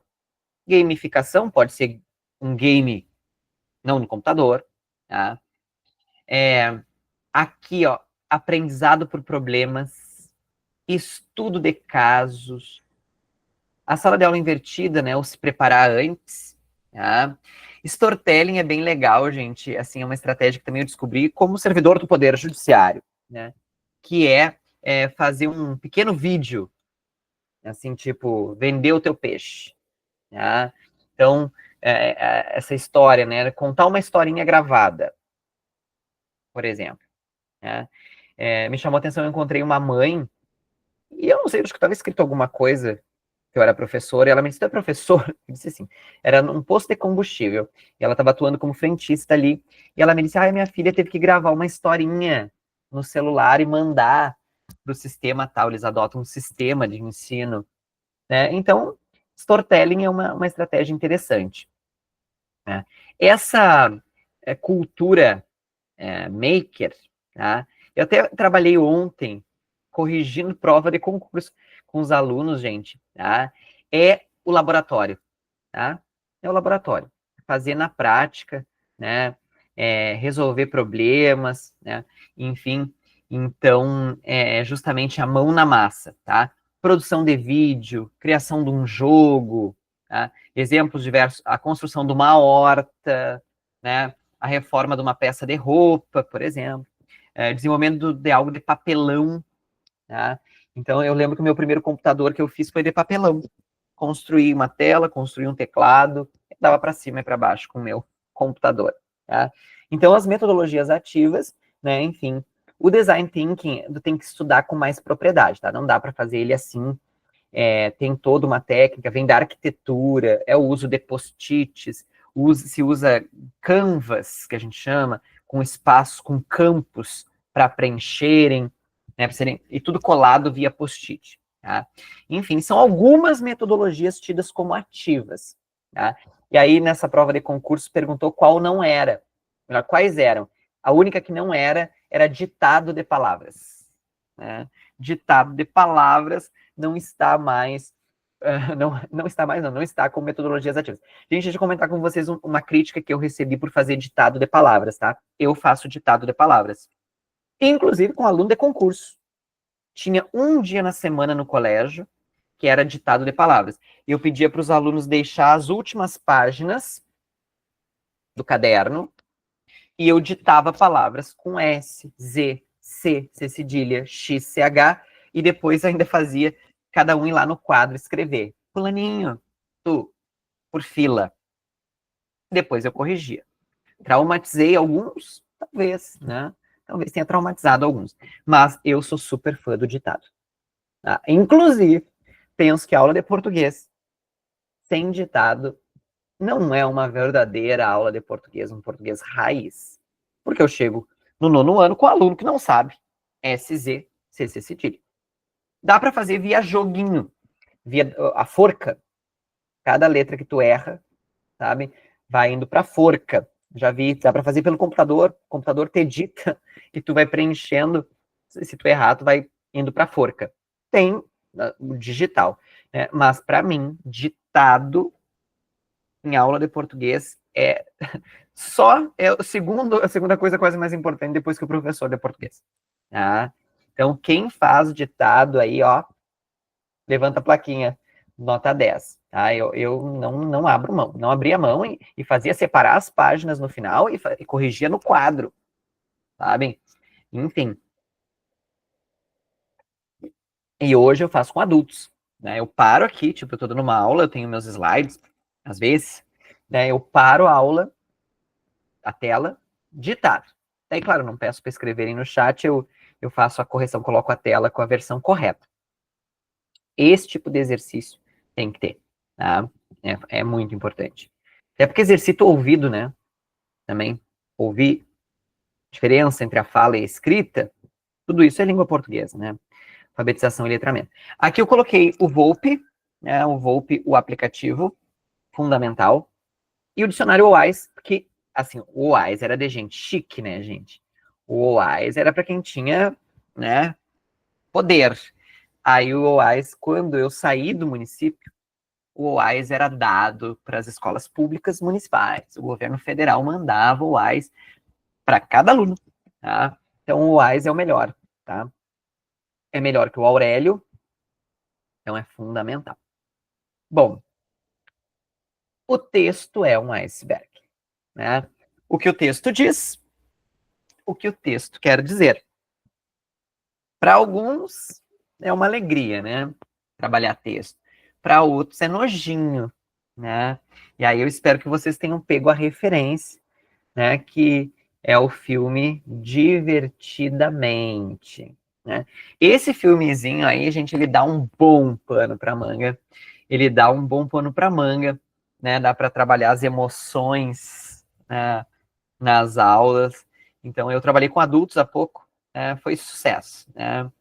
É uma nova emoção, daí eu trouxe a aprovação, né? Criei uma nova emoção Mas esse filmezinho dá para trabalhar. Se até os Minions foram parar na abertura das Olimpíadas em Paris, né, gente? Imagina se o Divertidamente não vai dar para ser trabalhado, né? Super, super, super legal aí, tá? E aqui nós temos uma clássica figura de linguagem, uma das figuras de linguagem mais badaladas, metáfora, né? Essa associação por imagem. Inclusive, gente, eu ensinei os meus alunos a fazerem metáforas nas redações. Quando eu entrei na faculdade de letras, foi uma das estratégias badaladíssimas na época, que é aristotélica, né? É o Aristóteles que fala para os bons oradores da época se valer de metáforas, essas associações, essas analogias, né, que tem como objetivo formar uma imagem na cabeça do leitor. Está lá nas aulas de oratória, né? Então, esse foi um aluno que fez para mim esse desenho, que o texto diz é só a pontinha do iceberg. O que o texto quer dizer é o fundo do iceberg. E aí, estratégias de leitura.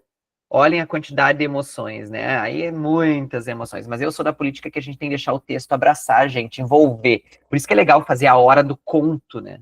Também. O contar a história.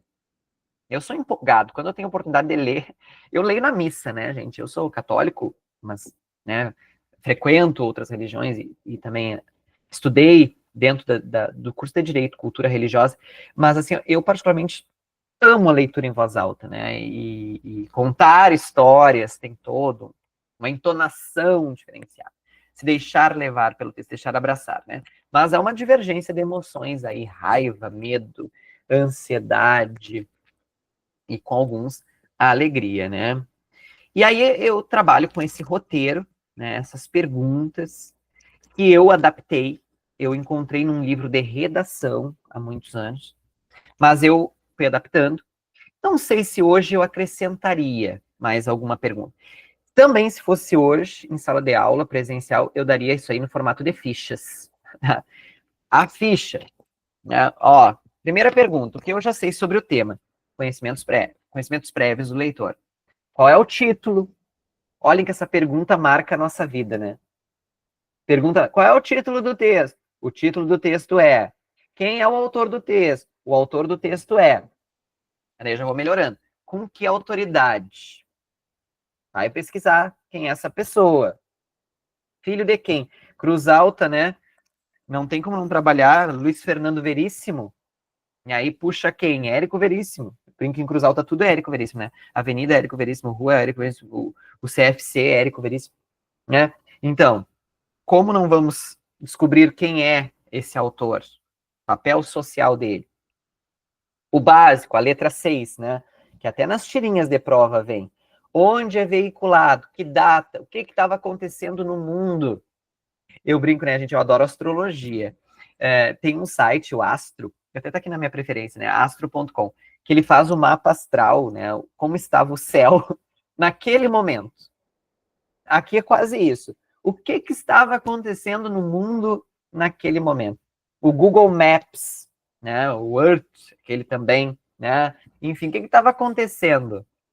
Tá? Se localizar no tempo, se localizar na geografia, na história da coisa. Tá? Esse jornal que publicou é de quem? O local que vocês vão pegar lá, o Integração, Restinga Seca, onde eu nasci, sabem? Então, quem é o CNPJ, sabem? Quando foi fundado? As coisas são importantes. Depois, que tipo de texto é? E tipo de texto hoje é gênero. Qual é a tipologia? É a descrição, a narração, a dissertação. Temos dissertação argumentativa, dissertação expositiva, e temos o que se chama hoje injunção. Injunção vocês têm que trabalhar. Tem que trabalhar. Porque o que é um texto injuntivo? É aquele que manda fazer. Por exemplo, uma receita médica lá, a bula do remédio. A posologia, aquela dose, é texto injuntivo. A receita de bolo, pegue o ingrediente tal, misture o ingrediente tal. é texto injuntivo. Eu tô aqui com um livrinho muito legal. Olha, gente, que é uma verdadeira aula de interpretação da Bíblia. Café com Deus Pai. Entrei na onda, na modinha, super aprovado. Tô louco para comprar o 2025 já. Esse tipo de livro que dá um roteiro pra gente, dá uma orientação de como agir, faça, agradeça, reflita, é texto injuntivo. Então, a injunção me parece que é algo também interessante se trabalhar. A quem se destina? Qual o objetivo? Não existe neutralidade. Qual é o tema? Que não vem sempre na introdução, que não é retomado às vezes na conclusão, mas que está no título. Ou as palavras repetidas. Qual a opinião do autor? E aí entra o cuidado, levem textos irônicos. Trabalhem essa figura de linguagem. Onde está tal coisa? Onde eu encontro isso? Que argumento é esse? É o raio-x do texto, a estrutura. Desmonta, monta, embaralha. Eu fiz um exercício que depois no curso de letras apareceu algo semelhante. Muito legal. Na 7ª série. Tive bons professores de português. Não foi à toa que me tornei professor de português, né? Não queria ser professor de português, queria ser professor de matemática. Primeiro vestibular que eu fiz foi para física, mas a vida, né? Olhem só o que ela fez. A matéria era substantivo. Nós tínhamos que escrever um texto só com substantivos. Sem usar verbo nenhum. Contando o nosso dia. Um dia inteiro com os substantivos. Só com ponto final separando os substantivos. Sem usar qualquer elemento de coesão. Qual é a mensagem? Que nem sempre a coesão garante coerência. Muitas vezes um texto sem coesão não tinha nada ligando. Só um fio imaginário, né? De um dia. As horas de um dia. Uma coesão implícita. Tá? Um texto sem coesão explícita pode ter coerência. Do tipo, despertador, escova de dente, café. Eu pegava ônibus para ir para a escola. Ônibus, escola, professor, aluno, livro, sinal, recreio, merenda, aula, sinal, ônibus, almoço, sono, estudo, bola, janta, entendem? Um texto totalmente vida real, né, que acontece, sem usar um verbo. Aí trabalhando a noção de substantivo, que era o que a professora fez. Achei muito legal. E depois eu encontrei num livro de redação. Isso não foi no curso de letras, foi num livro de redação em que, né, se discutia a coesão. A necessidade da coesão estar expressa, é indispensável ou não. Né? As vozes do texto, então, com que argumentos as ideias são defendidas, as provas, quais são os testemunhos utilizados, os depoimentos, né? Enfim, dá para usar também texto narrativo. As ideias contrárias, aí é fazer o júri, né? O júri, o debate, sem cadeiras, por favor, né? Para não correr o risco, né? Alguém usar uma cadeira aí, tá? Então, debates estão meio problemáticos agora, né? O meme da cadeira. Meme, gente, para mim, é o que há de melhor para trabalhar o item 15. Intertextualidade. Esse diálogo entre os textos, né? O meme é a prova viva, né? Do quanto tu precisa. Que nem o meme esse da cadeira, só saio com o básico. A pessoa com uma bolsa que era uma cadeira, né? Para quem acompanhou, foi num debate entre candidatos ao governo de São Paulo que um deu uma cadeirada no outro. Que ponto chegamos? Então, agora a cadeira virando meme, né? Isso é interessante, a gente não tem como... Existe um autor chamado Zabala, tá? Ele vai falar sobre tipos de conteúdos. E ele vai falar sobre conteúdos factuais, que são conteúdos que precisam surgir ali em razão das atualidades. Eu digo que para uma certa geração nós poderíamos muito bem trabalhar a morte do Silvio Santos, né? De que o Silvio Santos morreu, meu Deus, dava para dar uma aula e tanto. Claro, para quem conheceu o Silvio Santos. Que nem aquela menina agora, né? 500 anos depois, que show da Xuxa é esse? Outro meme que tá bombando agora, né? Aquela indignada lá, pequena, que não deixaram entrar e entrou adulto. Que show da Xuxa é esse? Que as crianças estão aqui desde as 3 da manhã. Então agora todo mundo, qualquer coisa, mas que show da Xuxa é esse? 2024 vai ser o meu ano, setembro. Que show da Xuxa é esse? Imagina se ela sonhava que lá, 30 e tantos anos atrás, ela ia virar meme, ia ficar famosa, ia conhecer a Xuxa, né? Enfim. Então, gente, temos recursos à disposição.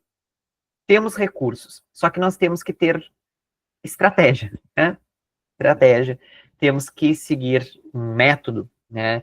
E é por isso que eu falo que a importância da gente estar aqui, pelo menos, né, se não vão seguir, assim, ter um parâmetro, adaptar a realidade, né? Como disse, às vezes nem um xerox nós conseguimos, mas nós vamos construindo. E aí eu escolhi aqui um outro caminho, né? Que fazia anos que eu queria usar nas minhas aulas para adultos.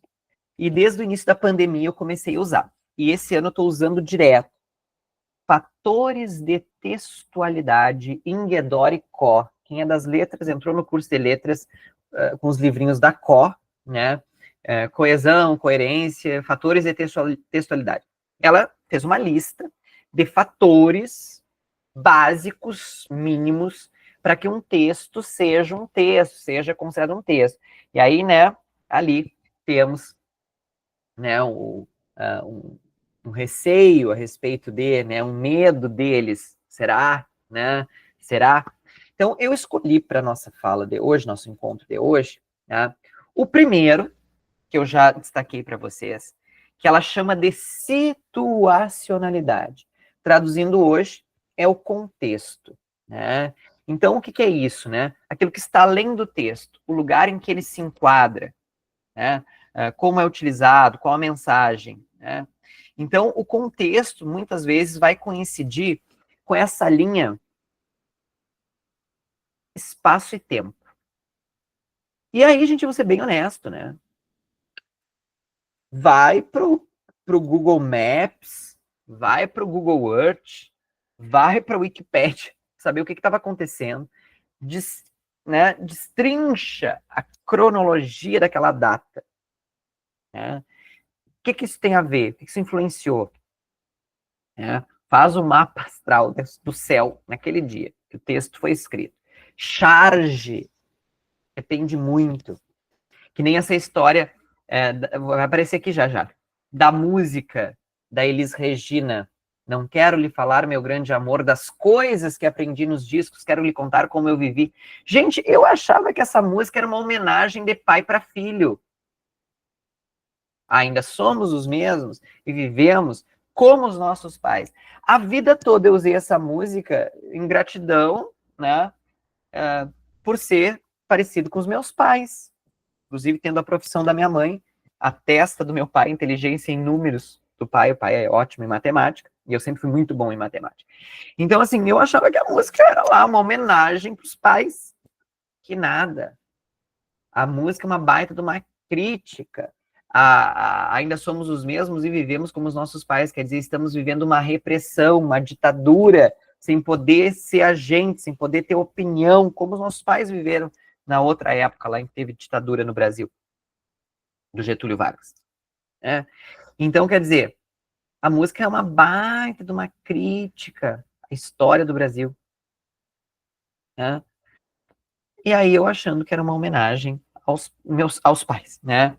Enfim, não é nada de homenagem, é uma crítica. Que ruim ainda sermos os mesmos e vivermos como os nossos pais. Entendem? Então, por que o contexto é tão importante? Por que a cronologia é tão importante? Por que temos que levar em conta que um texto está delimitado pelo espaço e pelo tempo? E o Google Maps pode ajudar, inclusive. Né? Eu disse para os meus alunos que agora tem mais um problema, né? Nas provas de português tem que saber matemática, porque caem dados estatísticos. Claro, fundamental ainda não é tanto. Né? Acho que nem aparece tanto números assim. mas tem que fazer cálculo matemático na prova de português, né? E aí, gente, isto aqui que eu quero trabalhar. Esta charge, talvez alguns de vocês acompanharam. Não chora, vai alagar ainda mais. Qual é o contexto desta charge? As enchentes no Rio Grande do Sul. Eu, inclusive, vivi, né, aqui em Porto Alegre, faltando uma semana, alguns dias para defender a minha tese de doutorado, imaginem, né? Foi bem tranquilo o término do meu doutorado, né? Assim, a água batendo na rua aqui detrás de casa, faltou luz no prédio, fui para um hotel, o hotel não tinha quarto individual, só tinha quarto coletivo, era tipo espécie de um albergue, assim, albergue, hostel, que chama. Um horror. E aí essa charge foi produzida nesse contexto, choveram críticas, e aí os especialistas em charge dizem que o papel do chargista é refletir de forma crítica e há uma opinião, por isso que é um gênero opinativo, né? A realidade. E a realidade era, a cada dia o nível do Guaíba sobe mais, em se tratando de Porto Alegre, por exemplo. Foi lá na Folha de São Paulo. Veja que o nome não reflete o contexto, né? Folha de São Paulo. Então, há quem defendesse, há quem criticasse, mas é um exemplo de uma charge que pode ser muito bem trabalhada, né? Para discutir contexto, opinião, né? E, inclusive, pedir a opinião dos alunos aqui. Os editoriais são legais para trabalhar, gente, a opinião do veículo. O editorial, em regra, é a opinião do veículo de comunicação. Inclusive, quando a RBS era dona do Zero Hora, chamava opinião da RBS. O editorial do ZH era opinião da RBS, do veículo. Então, neutralidade não existe.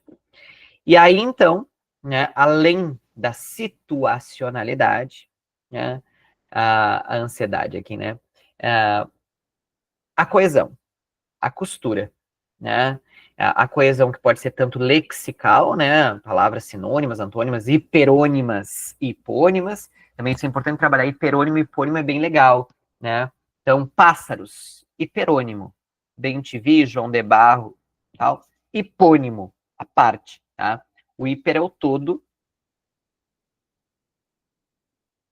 hipo é a parte. Então, nós podemos trabalhar a coesão na perspectiva lexical, né, vocabulário, sinônimas, antônimas, homônimas e parônimas, mas também de maneira gramatical, né, com as conjunções, a coesão sequencial e a referencial, com o uso dos relativos e dos demonstrativos. Esta, este, isto, para algo a ser dito, essa, esse, isto, para algo já dito.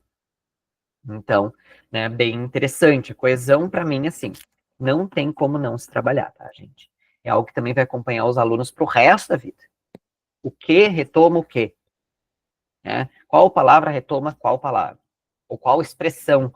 Isso também é interessante identificar bem se retoma uma palavra só ou se retoma uma expressão. Aqui eu coloquei para vocês os pronomes relativos, né? Não vou dar uma aula de gramática aqui.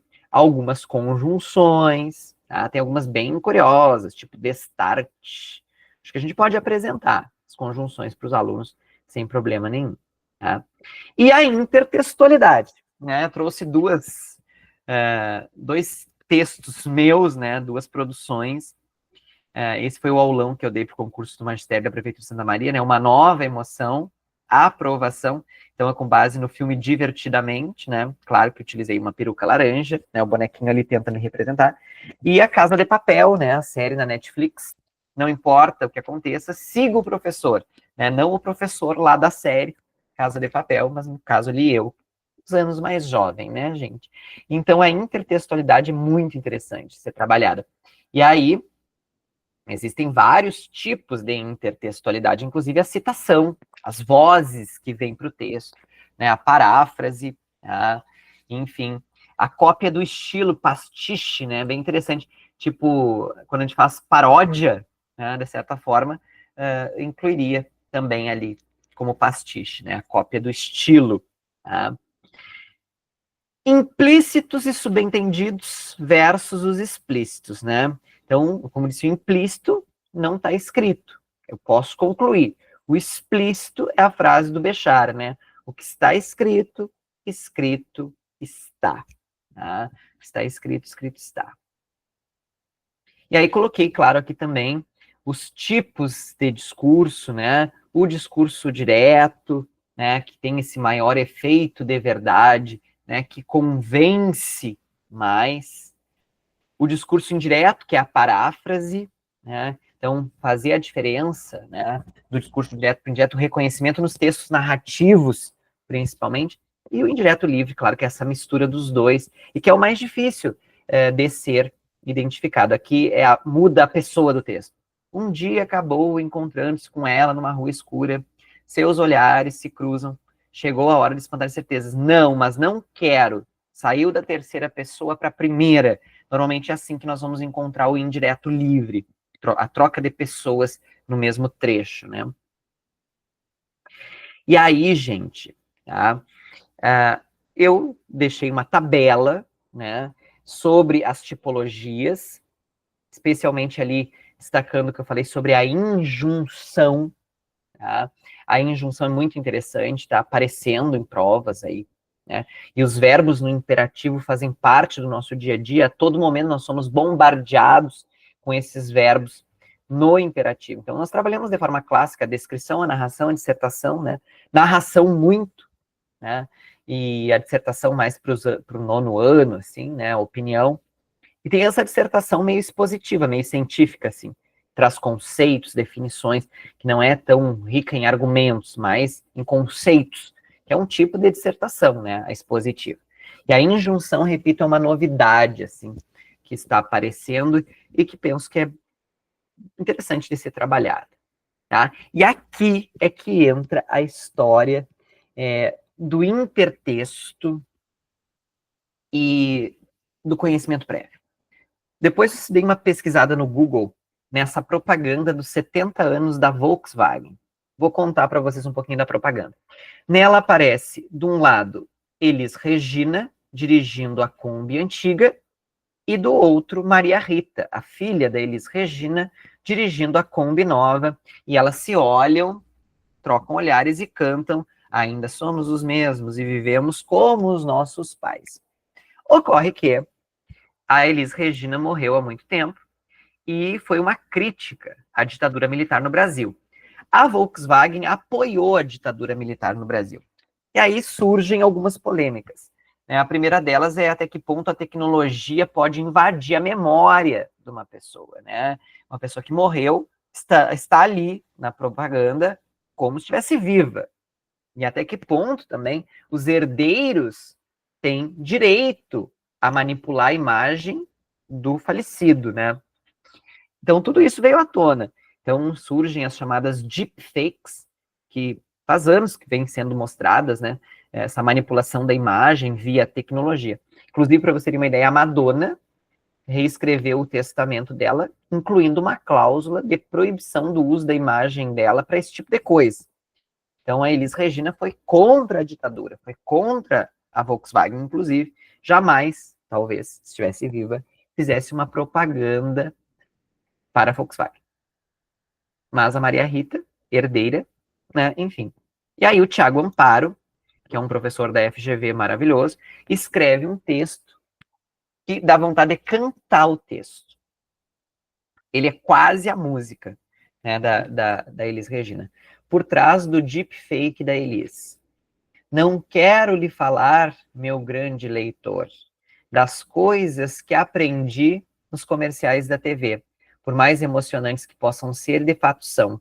Quero lhe contar, em vez disso, como muitos não sobreviveram à ditadura e tudo o que aconteceu com eles, inclusive envolvendo empresas.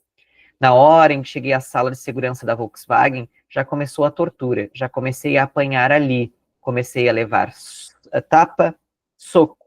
Depois, um ex-funcionário da Volks. Em 2020, a Volks se comprometeu a pagar 36,3 milhões para ex-funcionários presos, perseguidos ou torturados durante a ditadura. E as aparências de hoje não enganam as complexidades de outrora. É sinal muito bem-vindo de maturidade jornalística esta Folha ter publicado no domingo, dia 2, texto em que discorre em detalhes sobre o papel do jornal durante a ditadura militar, incluindo as ambiguidades e incertezas ali abertas. Tecnologia seduz, porém ainda não foi capaz de tornar a filosofia obsoleta, mas sim imprescindível. Na revista acadêmica Filosofia e Tecnologia, alguns desses questionamentos emergiram. Qual é o conhecimento que deepfakes transmitem? Pergunta um autor. Seria o mal específico do deepfake a possível rejeição do conteúdo pela pessoa já falecida? Pergunta outra autora. Os desejos da família suprem ou não os desejos de quem já não pode mais oferecer a sua vontade? A quem atribuir direitos autorais? Preservar a memória é melhor do que sonhar. Eu sei que se emocionar é uma coisa boa, mas também sei que qualquer imagem é menor do que a vida de qualquer pessoa, mesmo no país que faz da amnésia o seu hino nacional. Pode-se gostar do comercial esteticamente ou não.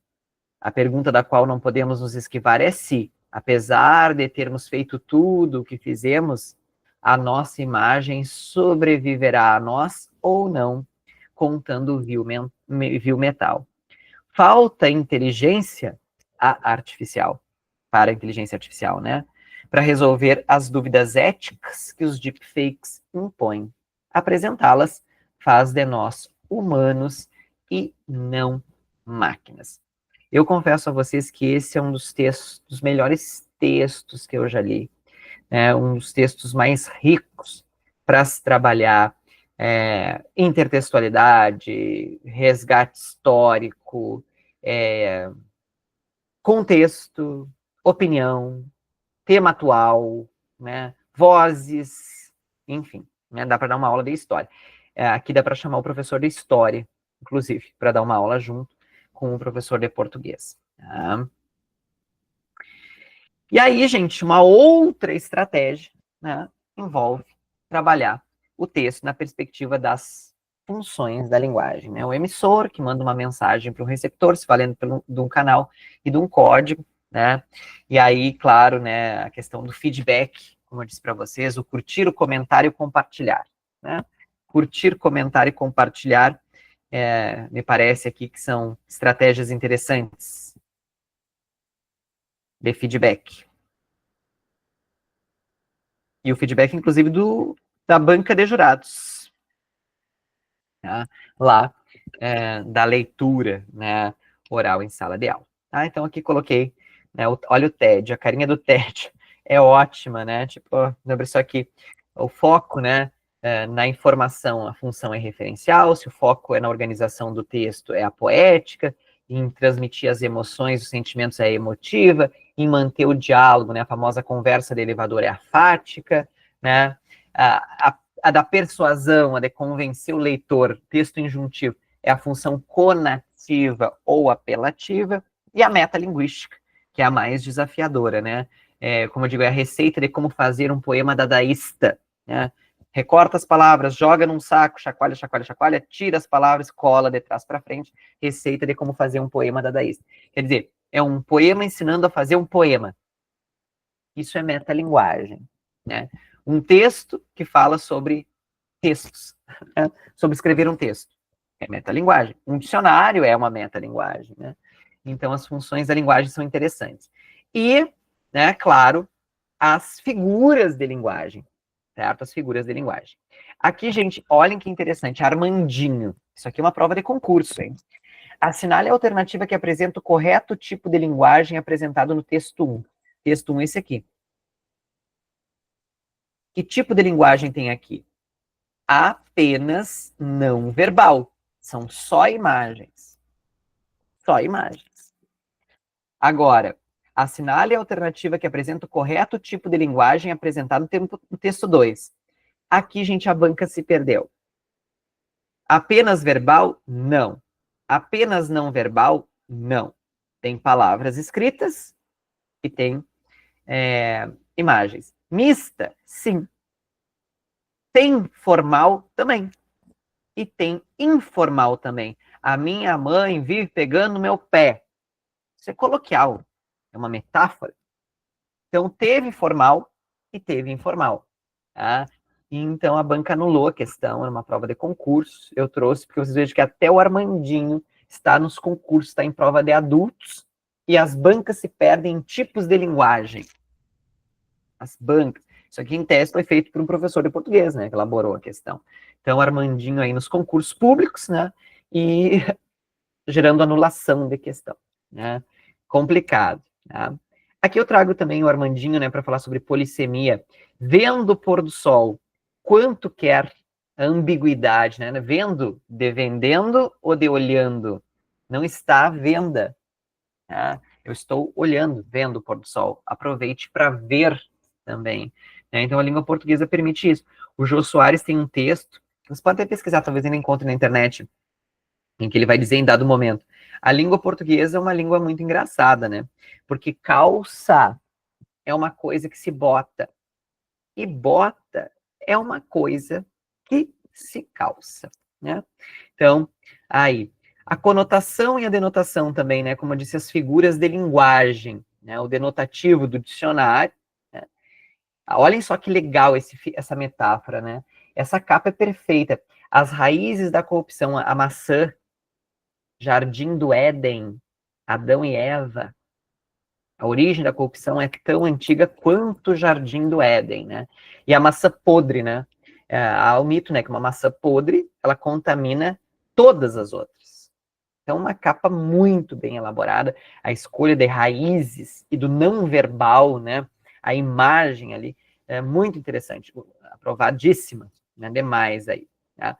E trabalhar o figurado, a gente também trabalhar os provérbios, os ditados populares, que fazem parte do dia a dia, inclusive das crianças, escutam em casa, né? Dá para fazer até uma pesquisa, quais são os ditados. É tudo conotação. E aí eu trouxe uma curiosidade aqui. A história do quem tem boca vai a Roma, a origem é quem tem boca vaia, o verbo vaiar, que era o que se fazia em Roma lá, em razão da história do pão e circo, né? Então, o vaiar, nós que adaptamos, né? Era vaia, certo? Então, achei muito interessante também isso aqui, porque os ditados populares têm caído até no Enem, né? A tradução para o sentido denotativo. E aí deixo aqui para vocês, né, algumas figuras de linguagem. A metonímia aqui do hino nacional é bem legal, né? Num poço da Ipiranga, as margens plastas de um vovo heróico brama retumbante, escol da liberdade em Raiders, fúlgido, brilhou no shell da pátria. Muito legal o uso da metonímia, né, que é trocar muitas vezes o produto pela marca, né? Por isso que eu defendo o trabalho com as figuras da linguagem. Eu fui conhecer figuras da linguagem só no ensino médio, né? Não sei se alguém no fundamental trabalha, mas eu acredito que dê para trabalhar, seja uma metodologia possível aí. Aqui eu coloquei algumas principais, né? Vocês têm disponível no material. Dessa forma, gente, eu finalizo por aqui, né? Bastante monólogo, né? O online é muito assim, né? Mas eu espero que de alguma forma possa ter contribuído aí para as aulas de vocês, levar alguma inspiração, né? Algum caminho possível, né? Porque não existe receita de bolo, né? Que bom que alguns trabalham figuras de linguagem, estava vendo aqui no chat. Então não existe uma receita de bolo, né? São experiências, né? E as adaptações precisam ser feitas. Mas acima de qualquer coisa, né? Sempre focar nos descritores, sempre partir do roteiro pré-estabelecido, combinado, né? Que é o que nós estamos aqui enquanto denominador comum, tá? Certo, Rui? Gratidão, Patrick, obrigado. Essa grande contribuição e esse mestre doutor, né, Patrick,